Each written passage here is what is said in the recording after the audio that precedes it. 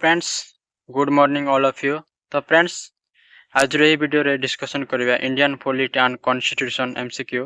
तो friends pro video रे discussion करथिले स्पोर्ट्स इंडियन करंट अफेयर विषय। तो फ्रेंड्स आपण माने जदि देखि नांते से वीडियोटा जाइके देखि नेबे। तो फ्रेंड्स डिस्कशन करिया आज ये वीडियो रे। देखिए आज प्रथम प्रश्नटी होछि भारतर संविधान 73तम संशोधन निम्न मध्यरु केउंटी सहित जड़ित। ऑप्शन देखिबा option A township, option B panchayat, option C municipality, option D district border. तो फ्रेंड्स ये चार्ट ऑप्शन मध्यरु राइट आंसर है ऑप्शन बी पंचायत। 2 नंबर प्रश्न निम्नलिखित प्रबंध गुड़िक मध्यरु केउंटी भारतर मद्रास को शिक्षा अधिकार अधिनियम रु दूरे रहिबाकु साहाय्य कला।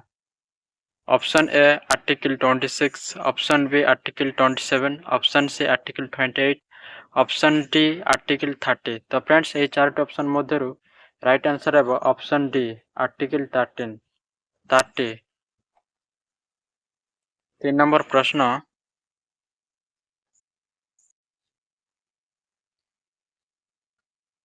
रेक्सडाग निम्नलिखित मध्यरु केउंटीर संसदर नाम।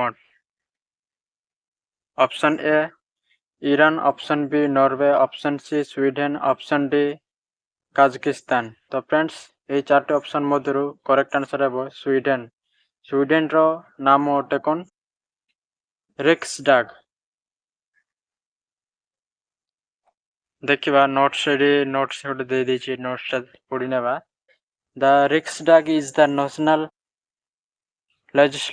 legislature and the supreme decision making body of the government of Sweden। तो फ्रेंड्स एटी कोचे रिक्सडाग हेउछि जातीय विधानसभा एवं स्वीडन सरकार सर्वोच्च निष्पत्ति ग्रहणकारी संस्था माने सेटा होछि ग्रहणकारी संस्था कौन रिक्सडाग।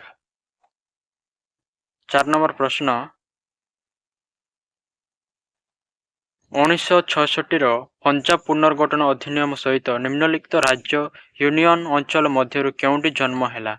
Option A Haryana, option B Himachal Pradesh, option C Chandigarh, option D none of the above. तो फ्रेंड्स ये चार्ट ऑप्शन मध्यरु राइट आंसर है ऑप्शन ए हरियाणा।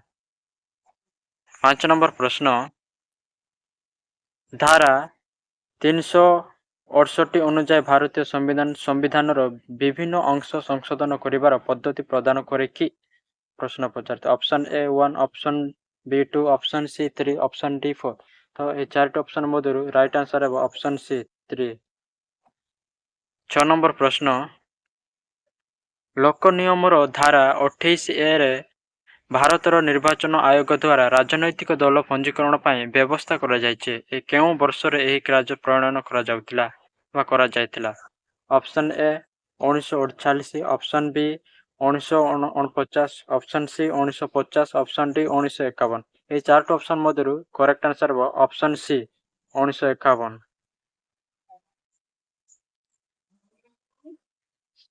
7 नंबर देखिवा केउं संशोधन सुप्रीम कोर्ट एवं हाईकोर्ट न्यायिक समीक्षार क्षमता को पुनर्स्थापित करथिला जहा पूर्व संविधान 42तम संशोधन अधिनियम 1974 द्वारा सीमित करा जायतिला। ऑप्शन देखिबा ए चार्ट ऑप्शन मध्यरु करेक्ट आंसर है ऑप्शन ए। 8 नंबर प्रश्न कैबिनेट व्यवस्था विषय निम्नलिखित मध्यरु केउंटी भूल। ऑप्शन ए चार्ट ऑप्शन मध्यरु करेक्ट आंसर टेबो option D inner cabinet has been stipulated by our constitution टा राइट हेबो। 9 नंबर प्रश्न निम्नलिखित प्रधानमंत्री को मध्यरु केउ लोकसभा केबे साक्षात करि परिबो नाही। Option A Morarji Desai, option B Chaudhary Charan Singh, option D Inder Kumar Gujral, option D H D Deve Gowda. Correct answer टेबो ऑप्शन बी। 10 नंबर प्रश्न निम्नलिखित केउ श्रेणी रे हिंदी आसे। Option A national language of India, option B mother tongue of India, option C official language of India, option D oldest language of India. तो friends ये चारोटी ऑप्शन मध्य option C right answer official language of India. Video जदि आपको भल लगी like share comment subscribe करूँ। Thank you for watching guys.